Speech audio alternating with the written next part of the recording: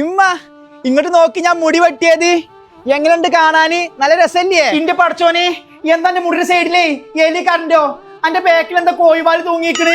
എന്താ ഇത് കോലം? അത് പിന്നമ്മ ഇതേ ഈ പെരുന്നാക്ക് വന്നേ പുതിയ മോഡൽ ഹെയർ സ്റ്റൈലാണ്, ഹിന്ദി നടന്മാരൊക്കെ പോലെ. ഇന്ത്യക്കുള്ള പൈസ വാങ്ങിക്കാണ്ടേ ഈ ചൈത്താമാരെ മോഡൽ വെട്ടാൻ പോയിന്നത്. ഇതങ്ങനെ എന്റെ വാപ്പ കണ്ടു വന്നാലേ അന്റെ തല വെട്ടും. മര്യാദക്ക് പോയിങ്ങാണ്ടേ ചെറുതാക്കിക്കോ. ഈ കോലത്തിലൊന്നേ പള്ളി പോവാൻ ഞാൻ സമ്മതിക്കൂല പെരുന്നാക്ക്. ഞാൻ പോയിങ്ങാണ്ട് ചെറുതാക്കി വരാ.